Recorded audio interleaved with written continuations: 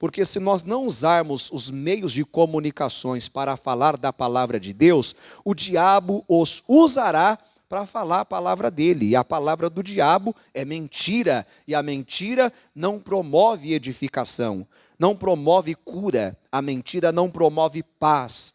A mentira não promove prosperidade. A mentira não promove felicidade. A mentira promove destruição.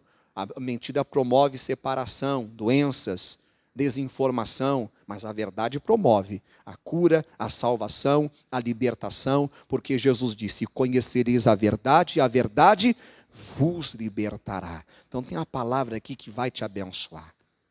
Eu quero dizer para você que todo problema tem data para começar e data para terminar. Diga: todo problema tem data para começar e data para terminar. Jesus, ele foi conduzido pelo Espírito ao deserto. Ele não foi conduzido pelo diabo, ele foi conduzido pelo Espírito ao deserto. Isso nos ensina que muitas vezes Deus permite, Deus nos conduz a situações difíceis. Não porque Ele é mau conosco, ou quer nos ver sofrendo, mas porque Ele quer nos ensinar algo. Ele quer mostrar que é conosco. Seja no monte, seja no vale, seja no deserto, seja na tempestade ou na bonança. Ele quer nos fazer conhecê-lo. Ele quer nos dar experiências. Jesus foi conduzido ao Espírito ao deserto para ser tentado pelo diabo. E essa tentação durou, sabe quantos dias? 40 dias e 40 noites. Está aqui em Mateus capítulo 4. Por isso que eu disse para você, o seu problema tem data de iniciar e data de terminar. Mas tem pessoas que elas permanecem mais tempo nos problemas. Por quê? Por causa da murmuração. Porque se dobram diante do inimigo. Porque não entende que Deus está com elas naquela situação difícil. E que aqui não existe mar de rosas. Esqueça. Se você acha que você vai ter um momento na sua vida em que você, agora encontrei o mar de rosas. Não tem, não existe. Jesus disse: no mundo tereis aflições. Enquanto você estiver aqui, você terá aflições. Termina uma, inicia outra. E você vai crescendo. E você vai ganhando mais experiências. E você vai colecionando vitórias. Já viu aqueles atletas que você entra na casa deles, tem uma prateleira cheia de troféus, de medalhas? Ele lutou para ter aquilo ali. Não foi de mãos beijadas. Ele treinou, ele se esforçou, ele chorou, ele se machucou. As pessoas só veem os troféus e medalhas, mas não vê o quanto a pessoa lutou, renunciou, chorou. Não sabe o quanto ela foi tentada a parar, a desistir. Não sabe quantas vezes ela fracassou, quantas vezes ela caiu. Quantas vezes, sabe, as pessoas olharam para ela e zombaram dela. Com aquele olhar: ih, coitado de você, não vai chegar a lugar algum. Mas elas acreditaram em Deus, elas continuaram lutando e conseguiram.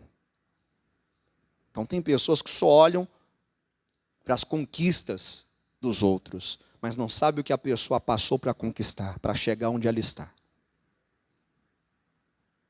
Todos olhamos para Jesus e Jesus está nos céus de glória, sentado ao lado do trono de Deus. Mas sabemos o que Jesus passou para estar lá. Ele passou por onde? Pelos desertos da vida, pelas tempestades da vida, pelas rejeições, pelas perseguições e, por fim, pela cruz.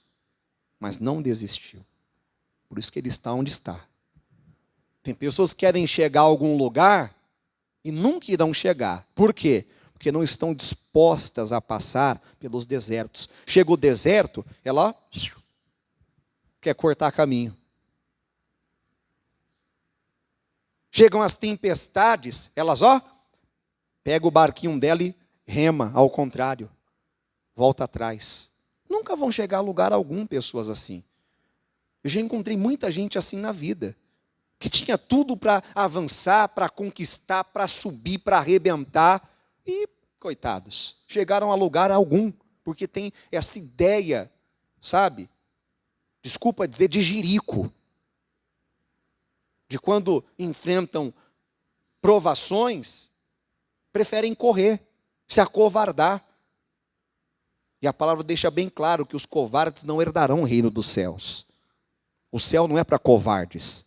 O céu é para campeões, é para heróis, é para mais do que vencedores. O céu não é para derrotado, o céu é para vencedores. Porque está escrito em Apocalipse várias vezes assim: ao que vencer, dar-lhe-ei a coroa, dar-lhe-ei isso, dar-lhe-ei aquilo. Não é para derrotado. Então nós precisamos entender que todo problema na nossa vida, toda aprovação na nossa vida, todo deserto na nossa vida, tem data para começar e data para terminar. Agora, se as suas atitudes forem negativas e desagradáveis a Deus, você pode prolongar essa data.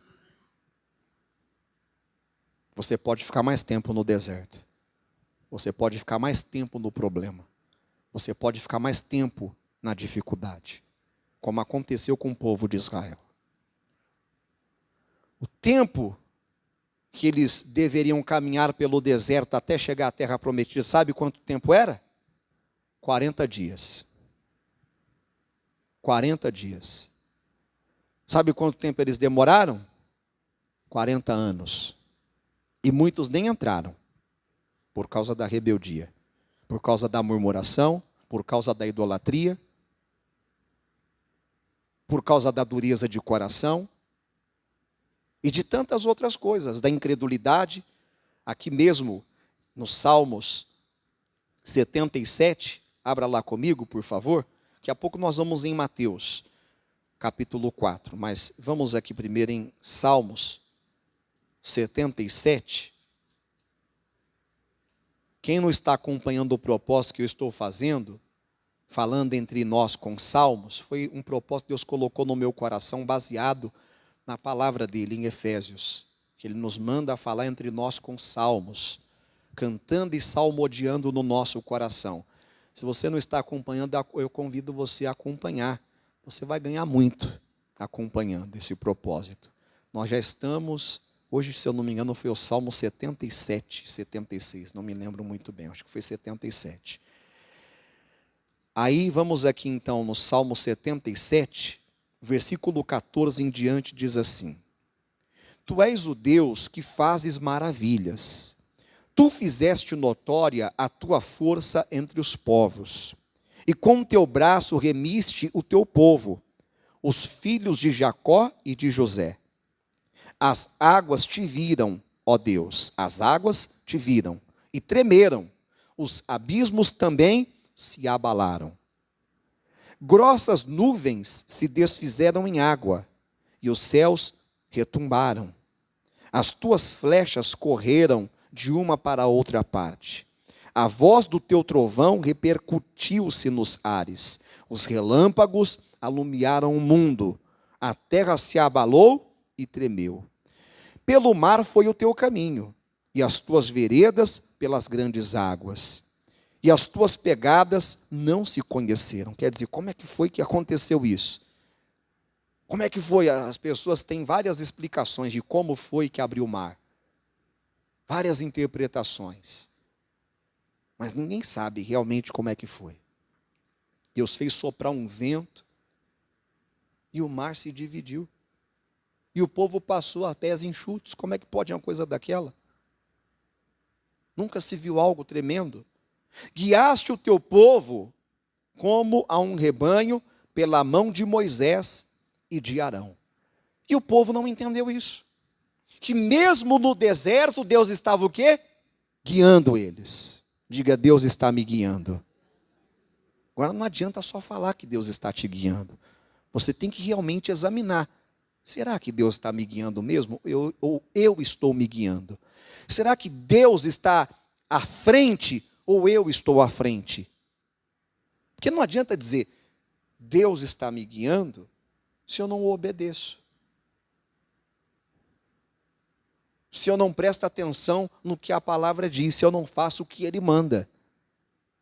Ele não está no controle da vida da pessoa, ele não está na direção da vida de uma pessoa que não obedece a ele. Quem está na direção é aquela própria pessoa. E se der errado, a responsabilidade é totalmente de quem? Dela. Não adianta reclamar com Deus. Deus, por que o Senhor permitiu isso acontecer comigo, com a minha família? Eu? Tenho nada a ver com isso, amigão. Você não permitiu eu guiar você. Você não permitiu eu te ensinar. Você não permitiu eu tomar a frente da sua vida. Você não permitiu eu ser o seu Senhor, o seu Deus. Reclama comigo não, reclama com o seu coração.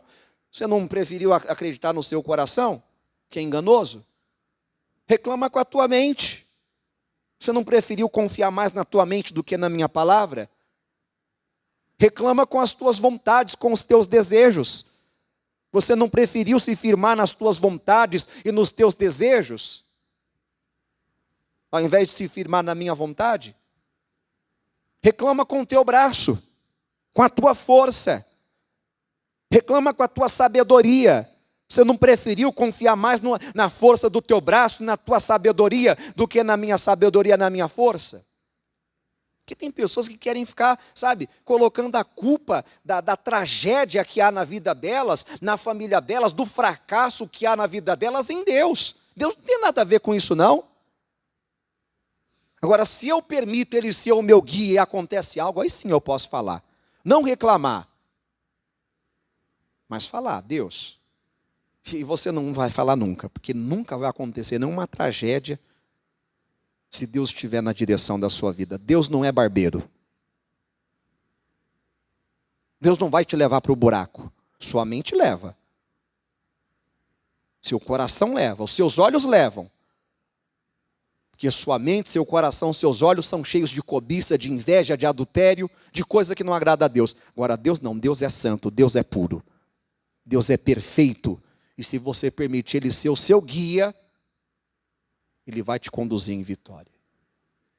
E cuidado com o pessoal, que esse negócio, sabe? Tem uma onda de rebeldia aí tomando conta das igrejas, no Brasil e no mundo. Não, que não precisa de pastor, que pastor é isso, pastor aquilo outro. E tem um bando de rebelde aí se rebelando contra igrejas, contra pastores. Deus levanta homens para pastorear a igreja dele aqui na terra. Assim como está dizendo no versículo 20, guiaste o teu povo como a um rebanho, pelo anjo. É isso? Você achou? Salmo 77, versículo 20. Guiaste o teu povo como a um rebanho. Pelo quê? Pela mão de Moisés e de... Então, cuidado com a rebeldia. Deus usa homens, pastores, profetas, evangelistas. Tem um grupo de pessoas que Deus levantou para aperfeiçoar a igreja dele aqui na terra. Está em Efésios capítulo 4, esse grupo de pessoas. A palavra ensina a ter respeito com o pastor, a obedecer ao pastor. Hebreus capítulo 13 manda obedecer aos nossos pastores com alegria. Mas tem um bando de rebelde aí que não quer saber mais de obedecer pastor. Pastor é Jesus. Ele é o pastor dos pastores, assim como é o médico dos médicos. Vai lá você no médico. Aí o médico receita para você o tratamento. Aí você, não, vou tomar esse remédio não. Médico é Jesus, médico é Deus. Ele é o médico dos médicos. Mas ele deixou os médicos aqui na terra também para cuidar de nós. Aí vai lá o rebelde, não quer saber de fazer o que o médico manda, o que vai acontecer? Vai morrer. Vai ficar pior ainda. Sim ou não? É o que está acontecendo com muita gente. Vem à igreja, o pastor é usado por Deus para dar a direção, e a pessoa é cabeçuda. Não quer se sujeitar, é dura de coração, não quer obedecer. Depois não vem reclamar. Só isso. Não vem reclamar. Reclama com o seu coração, como eu falei. Reclama com a sua mente, com o seu braço. Peça perdão para Deus, chore diante de Deus. Jesus, eu fui rebelde, me perdoa. Efésios capítulo 4, o versículo 11 diz assim: e ele mesmo, falando sobre Jesus, deu uns para apóstolos, e outros para profetas, e outros para evangelistas, e outros para quê? E mestres ou doutores, querendo o aperfeiçoamento dos santos, para a obra do ministério, para a edificação do corpo de Cristo, até que todos cheguemos à unidade da fé e ao conhecimento do Filho de Deus, de Jesus, a varão perfeito, à medida da estatura completa de Cristo. Esse é o propósito, crescer espiritualmente. Crescer tanto a ponto de você ser igual a Jesus, porque a palavra cristão quer dizer isso, parecido com Cristo.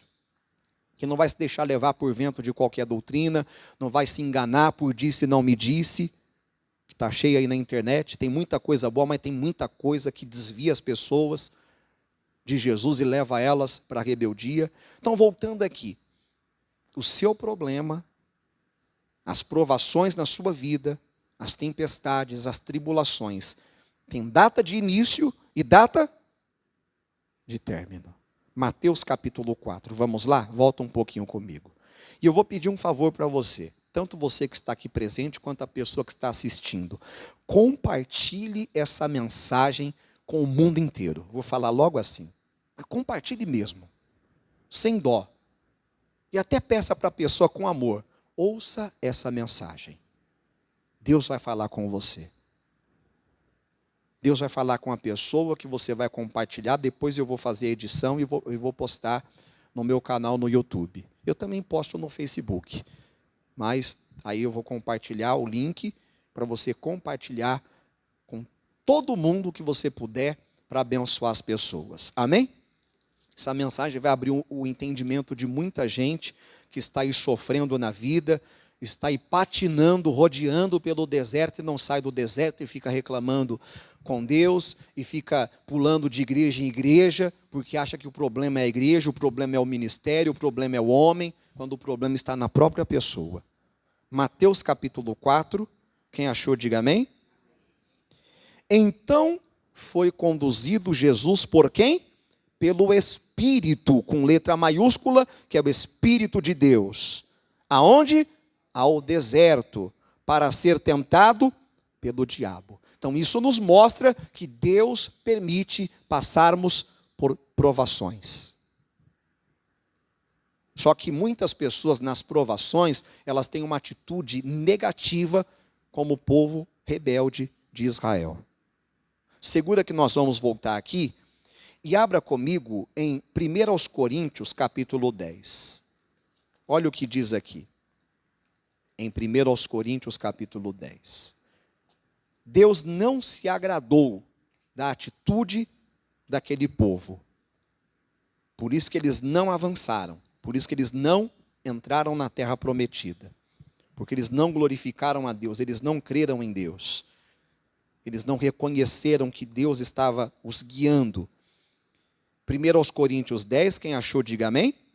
Versículo 1 em diante. Ora, irmãos, não quero que ignoreis que nossos pais estiveram todos debaixo da nuvem, e todos passaram pelo mar. E todos foram batizados em Moisés na nuvem e no mar.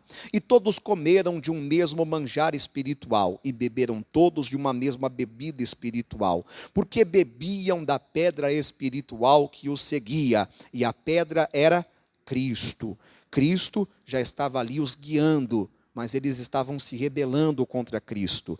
Mas Deus não se agradou da maior parte deles, pelo que foram prostrados no deserto. E essas coisas foram-nos feitas em figura, para que não cobicemos as coisas más como eles cobiçaram. Não vos façais, pois, idólatras como alguns deles, conforme está escrito: o povo assentou-se a comer e a beber, e levantou-se para afogar. E não nos prostituamos, como alguns deles fizeram, e caíram num dia 23.000. E não tentemos a Cristo, como alguns deles também tentaram e pereceram pelas serpentes. Sabe o que eles falaram quando eles estavam com apetite de comer carne? Eles falaram assim: o Senhor poderia preparar para nós uma mesa no deserto? Ué, como não? Como não? Ele é Deus.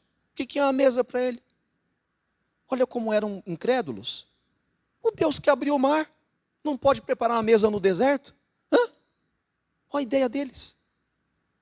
Isso deixou o Senhor bravo com eles. Calma aí, vocês estão de brincadeira com a minha cara, né? Como assim? Vocês não viram as maravilhas que eu fiz lá no Egito? Os milagres? Os sinais? Que pergunta é essa? Então, às vezes, a pessoa está duvidando do Deus que ela serve, do Deus Todo-Poderoso. Eles tentaram a Cristo, tentaram a Deus, duvidaram. Aí diz aqui, ó. E não tentemos a Cristo como algum deles também tentaram e pereceram pelas serpentes. E não murmureis como também alguns deles murmuraram e pereceram. Ou seja, as nossas atitudes dirão quanto tempo ficaremos na prova. Se é o tempo determinado por Deus ou se isso vai se prolongar por causa da nossa murmuração, da nossa rebeldia. O tempo deles aqui era 40 dias. Como Jesus, 40 dias no deserto. Acabaram-se os 40 dias, o que aconteceu? Volte lá comigo para Mateus capítulo 4. Versículo 11. Diz assim: então o diabo o deixou, e eis que chegaram os anjos e o serviram. Acabou a provação? Deus vai mandar os anjos para te servir. Não são os homens, são os anjos. Ser servido pelos homens é natural, né, pessoal? Sim ou não? E ser servido pelos anjos é natural? É sobrenatural. É o que Deus está falando para você. Ele vai operar na sua vida de modo sobrenatural.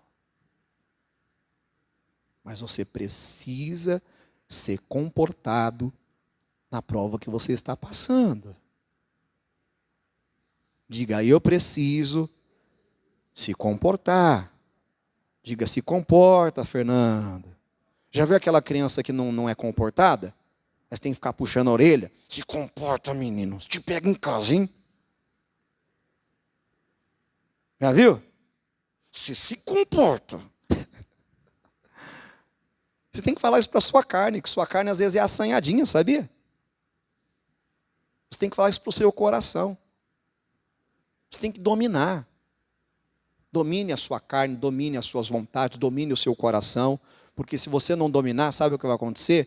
Você vai ser dominado. É triste quando eu vejo pais que perdem o domínio sobre os filhos. Ai, não sei mais o que fazer, ele não me obedece, ele não me ouve. Não quer mais trabalhar, não quer mais, sabe, isso, aquilo. É triste. Como é que deixa a situação tomar um rumo desse? De perder o controle sobre uma criança, ainda que seja um jovem. Não, tem que mostrar, não, tem limite aqui, não é bagunçado não. Falar sério. Eu sou seu pai, sou sua mãe, você me respeita. Você me respeita. Colocar limite. Porque senão depois os filhos vão colocar a rédea sobre os pais. Na pandemia, como eu fiquei desgostoso. Eu via pais chegando, principalmente as irmãs, que as igrejas têm mais mulheres do que homens, né? Pastor, meu filho não deixa eu ir para a igreja, pastor. Hã? Ele não me deixa eu ir para a igreja. Aí teve umas pessoas que eu peguei sério. Falei, calma aí. É seus filhos, é você que obedece seus filhos ou seus filhos têm que te obedecer? Valores invertidos. É a sociedade perdida de hoje. Os filhos que mandam nos pais. Oprime os pais. Manda na conta bancária dos pais. Extorque os pais. E os pais ficam lá com medo assim. Ó. Não, pastor, tem que ficar quietinho. Senão ele fica bravo, quebra tudo. Porque você deixou. Coloca a rédea para ver. Ah, você vai quebrar? 190. Ah, mas é meu filho. E daí que é seu filho? Ele faz porque sabe que você não vai ligar no 90, você vai ficar caladinho. Mesma coisa a mulher, que tem um marido abusador. Se você ligar para a polícia, eu te mato. Não vai matar? Faço um BO contra você. Quero ver matar. Primeiro, não vai matar porque Deus não vai deixar. Segundo, eu não vou ficar debaixo desse jugo opressor. É lógico, você não vai ficar entrando em guerra, mas você não vai ficar correndo um risco também. Estou dizendo para você não ficar correndo risco. Vivendo com uma pessoa abusiva, controladora. Então nós precisamos tomar cuidado. E dominar, porque nós somos feitos para dominar e não para ser dominados. E primeiro nós temos que passar a dominar sobre nós. Amém? Ser líder de nós mesmos. Porque às vezes a pessoa não é líder nem dela. Aí quer ser líder espiritual, quer ser líder disso, daquilo, outro. Coitado, vai ser uma tragédia. Guarde no seu coração essa palavra. Em Tiago, não precisa de você abrir não, que eu já estou encerrando já a mensagem. Capítulo 1, versículo 2 diz assim: Meus irmãos, a vida de vocês está cheia de dificuldades e de provações? Então considerem isto motivo de grande alegria. Parece loucura, né, pessoal? Como é que eu vou me alegrar? E não é só alegrar, não. Grande alegria. Com dificuldades e quê? Provações. Por que está mandando eu e você nos alegrarmos com as dificuldades e provações?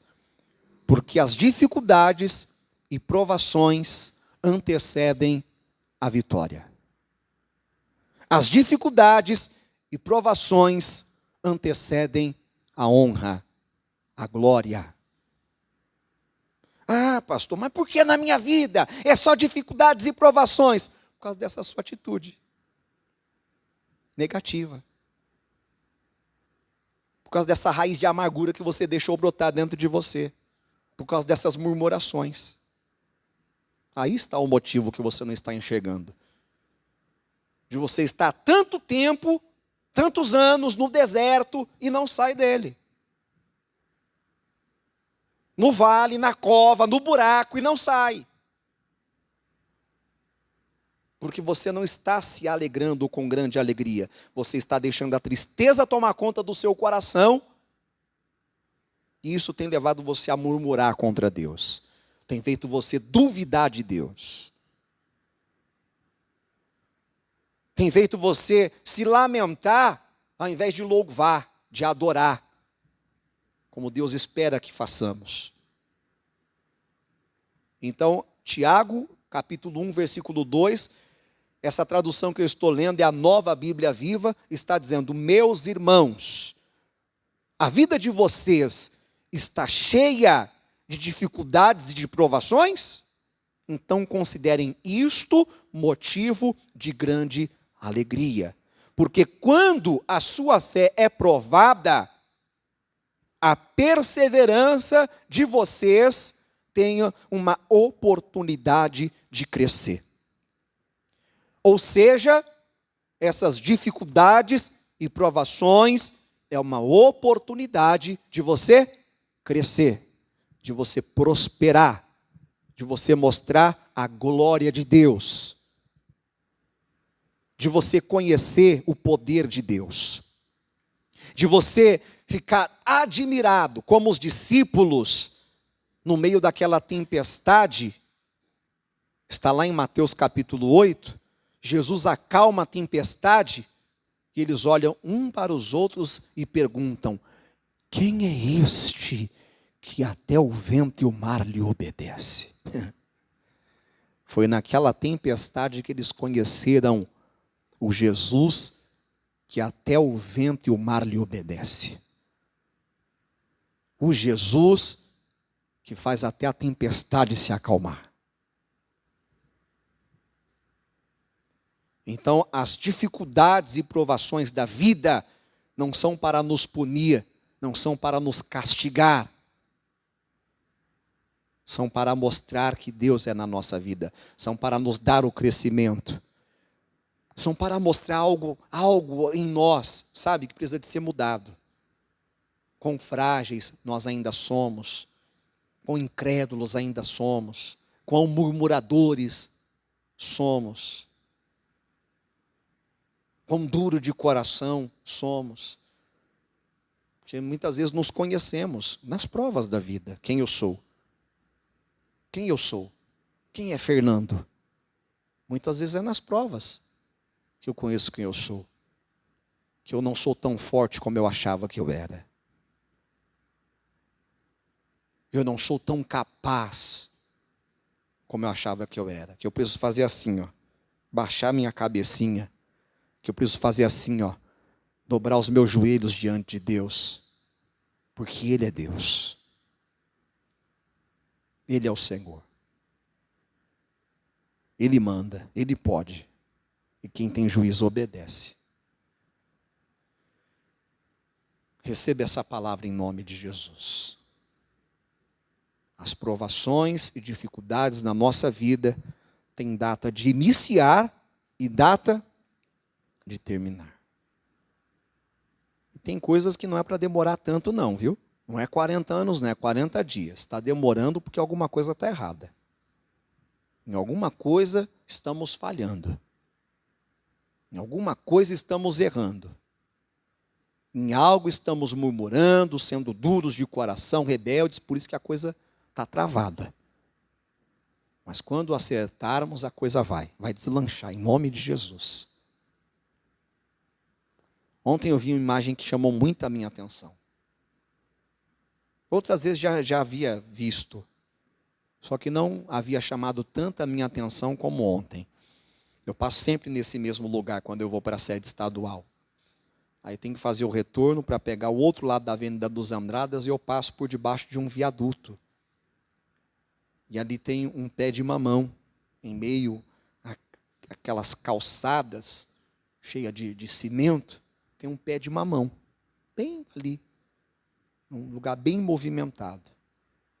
E aí eu fiquei observando, o sinal estava fechado, aqueles mamãozinhos, sabe, bem mirrado, pequenininho, nem parecia mamão.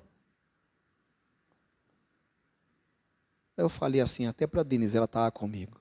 Falei, aqueles mamão não desenvolveu, não cresceu como deveria. Alguma coisa está errada aí. Alguma coisa está errada aí nesse solo. Tem alguma coisa errada aí. Porque não cresceu, não desenvolveu. Tem muita gente assim. Na vida, não cresce, não desenvolve. Não dá o fruto que deveria dar. Não serve. Porque imagina, não dá nem vontade de pegar um negocinho daquele ali. Tinha um que estava até maduro. Não, pastor, mas o senhor viu que não estava maduro. Não, estava já. E já tem tempo que eu vejo aquilo ali, não é de hoje. Tinha um que já estava amadurecendo já no pé, já. Quase apodrecendo já, madurinho, pequenininho. Parecia mais figo do que o tamanho do figo. Mas tem uns mamão que você vai comprar no sacolão, que é até exagerado, né, pessoal? Aqui vocês chamam de Havaí, lá em São Paulo nós chamamos de papaya. Tem o Formosa, que é o grandão, e o papaya, que é o menorzinho, que vocês chamam aqui de Havaí, não é isso? Aí tem uns mamão Havaí, ou papaya, dependendo da região, que parece mamão Formosa, de tanto cresce. Tem uns que não crescem, não desenvolve. Aí tem que cavar, tem que ver o que está errado. Para a coisa crescer. Desenvolver como tem que desenvolver, dar o fruto que tem que dar, que Deus espera. Amém? Que para isso Deus nos chamou. Para dar muito fruto. E não é qualquer fruto não, é o fruto excelente. É o fruto aprovado, é o fruto que vai permanecer. Vamos aplaudir o nosso Deus? Obrigado, Senhor. Glória a Deus.